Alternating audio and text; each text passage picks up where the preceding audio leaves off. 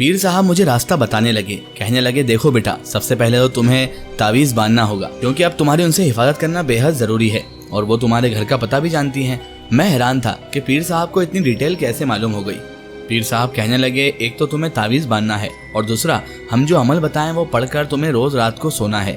اگر تم اس میں گیپ کرتے ہو تو وہ کسی بھی طرح سے تم پر حملہ آور ہوں گی۔ اور ہاں بیٹا، اس تعویذ کو اپنے سے الگ مت ہونے دینا، کیونکہ اگر یہ تعویذ تم سے الگ ہوا تو پھر سے وہ تمہارے پیچھے پڑ جائیں گی، اور تمہیں اس بار اس سے بھی زیادہ ظلم اور اس سے بھی زیادہ استعمال ہونا پڑے گا۔ تم سوچ بھی نہیں سکتے وہ دونوں تمہارے ساتھ کیا کیا کریں گی، کیونکہ وہ پوری طرح سے ہوسی جن زادیاں ہیں، اور انہیں صرف اور صرف آدم زادوں کی زندگی سے کھیلنا اور ان کی جسمانی ضرورت پوری کرنے کی ضرورت ہے۔ اس کے علاوہ ان کا کوئی مقصد نہیں۔ جس دن تم پوری طرح سے ختم ہو جاؤ گے، تمہارے اندر ذرا سا بھی جسم میں توانائی اور صحتیابی نہ بچے گی، اس دن وہ تمہیں اسی حالت میں چھوڑ کر کسی دوسرے آدم ذات کو پکڑ لیں گی، ہو سکتا ہے تمہارے کسی دوست کو ہی، کیونکہ بیٹے یہ ایسی خواہشات ہوتی ہیں کہ جس میں آدمی بہت جلد الجھ جاتا ہے، اور وہ اتنی حسین روپ لے کے تمہارے سامنے آتی ہیں کہ تم خود پر قابو نہیں رکھ پاتے، اور پھر وہ ہوتا ہے جو گناہ کبیرہ ہے۔ بہرحال پیر صاحب نے جو باتیں کہی تھی وہ بالکل 100% صحیح تھی، کیونکہ ان کی بات میں ذرا برابر بھی جھوٹ نہیں تھا، بلکہ پوری سچائی کی سچائی ہی وہ بیان کر رہے تھے۔ مجھے تعجب تو اس بات کا تھا کہ وہ جو بھی بات بتا رہے تھے وہ میرے ساتھ ہو چکی تھی۔ اس کے بعد پیر صاحب اٹھ کر ان کے حجرے میں گئے تعویذ وغیرہ لینے، تو میں نے شاذل سے کہا، شاذل ان کو اتنا کچھ میرے بارے میں کیسے پتا؟ میں نے تو انہیں کچھ بھی نہیں بتایا۔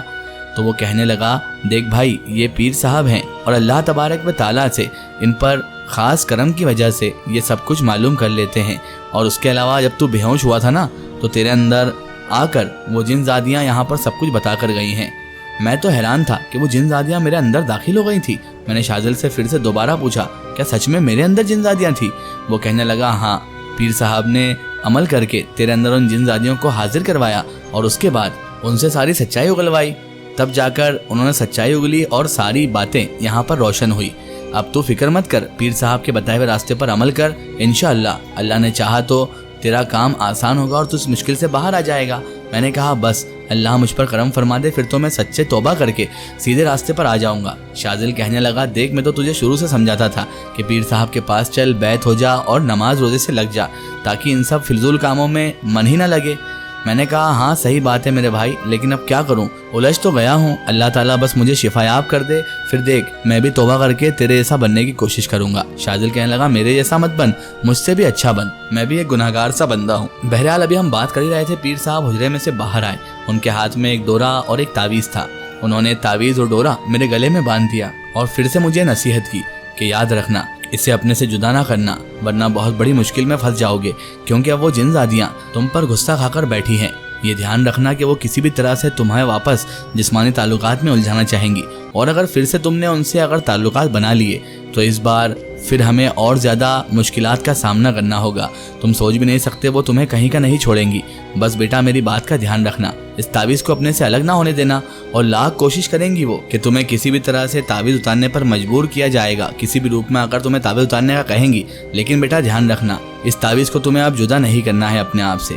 میں نے کہا، جی حضرت۔ اس کے بعد انہوں نے مجھے کچھ پڑھنے کے ورد و وظائف بتائے، اور مجھ سے کہا کہ ناپاک نہ ہونا بیٹا، ناپاک ہوگے تو وہ تم پر زیادہ حملہ آور ہوں گے اور حاوی ہوں گی۔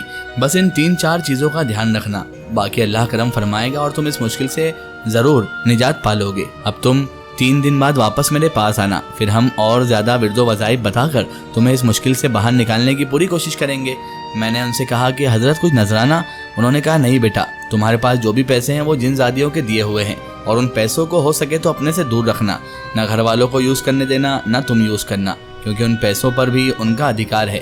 تو جب وہ تمہیں نجات دیں گی، یعنی تمہیں چھوڑیں گی، تو وہ کبھی بھی ان پیسوں کا مطالبہ نہ کر لیں۔ ویسے تو ایسا ہوتا نہیں ہے، لیکن وہ تمہیں ان سب چیزوں کے لیے پھر پریشان کریں گی، اور ویسے بھی بیٹا وہ حلال پیسہ نہیں ہے۔ اب تک تم نے جتنا کھایا ٹھیک ہے، آج اللہ سے توبہ کر لو، اور ان پیسوں کو کسی غریب مسکین کو، کسی یتیم کو، کسی غریب کو صدقہ کر دو، تاکہ وہ پیسوں سے تمہیں ثواب بھی مل جائے۔ میں نے پیر صاحب کے بتانے کے مطابق اسے یعنی سارے پیسوں کو گھر جا کر صدقہ کرنے کی سوچی، لیکن وہ پیسے تقریباً 5 سے 7 لاکھ روپے تھے۔ میں کس کو دیتا، اور ایک ساتھ کسی کو دینا رکس والا کام بھی تھا۔ بہرحال میں نے دھیرے دھیرے کر کے وہ پیسے رشتہ داروں میں اور ادھر ادھر غریب لوگوں میں بانٹنا شروع کیے، لیکن پیسے پھر بھی ختم نہ ہوئے۔ دن بھر گزر گیا مجھے انہی کاموں میں، نماز ادا کی، وہ صدقہ کیا، اور پھر میں گھر آ کر لیٹ گیا۔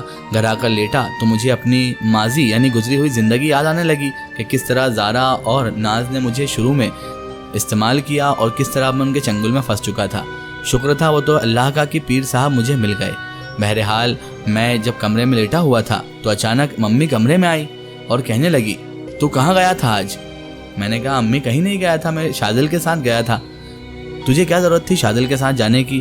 اس کے جیسا نہیں بننا بیٹا ہم کو، وہ تو پتہ نہیں کیا کیا سوچتا رہتا ہے۔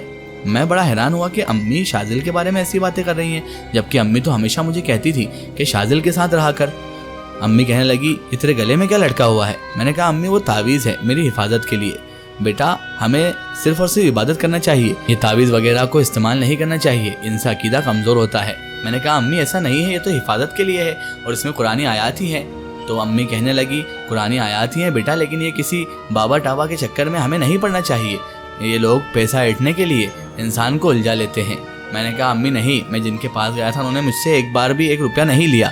ممی کہنے لگی کتنی بار گیا ان کے پاس؟ میں نے کہا پہلی بار۔ تو بولے دیکھ لینا اگلی بار تیرے سے پیسے بھی مانگیں گے اور تجھے طرح طرح کے چنگلوں میں پھنسانے کی کوشش کریں گے، تو یہ تعویذ اتار کیوں نہیں دیتا؟ جیسے ہی امی نے مجھے تعویذ اتارنے کی بات کہی تو مجھے اچانک گھبراہٹ ہونے لگی اور میں پیر صاحب کی بات کو اپنے دماغ میں دہرانے لگا کہ کسی بھی حال میں مجھے یہ تعویذ نہیں اتارنا ہے اور وہ جن زادیاں کسی بھی روپ میں آ کر مجھے پریشان کرنے کی کوشش کریں گی۔ میں نے جیسے ہی یہ دماغ میں بات دہرائی تو مجھے کھٹ سے یہ یقین ہو گیا کہ ہو نہ ہو یہ وہ جن زادی ہی ہے۔ میں نے پیر صاحب کا بتایا ہوا عمل آیت الکرسی پڑھ کر جیسے ہی اس کی طرف بڑھا تو اچانک وہ چیختی ہوئی وہاں سے غائب ہو گئی اور غبار دھوئیں کا آ گیا۔ میں نیچے گیا تو امی کچن میں کام کر رہی تھی۔ میں امی سے جا کر گلے لگ گیا اور رونے لگا۔ امی کہنے لگی کیا ہوا بیٹا، کیا ہوا، تیری طبیعت تو ٹھیک ہے؟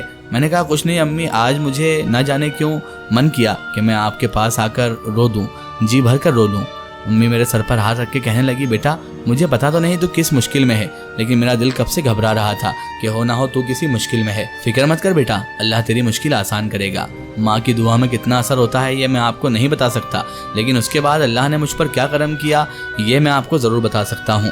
میں رات کو جب پیر صاحب کا بتایا ہوا عمل کر کے سویا تو مجھے بہت اچھے خواب آئے۔ مجھے خواب میں بھی ان حضرت کی زیارت ہوئی اور اس کے علاوہ درگاہ شریف مسجد میں نماز پڑھتا ہوا میں اپنے آپ کو دیکھ رہا تھا۔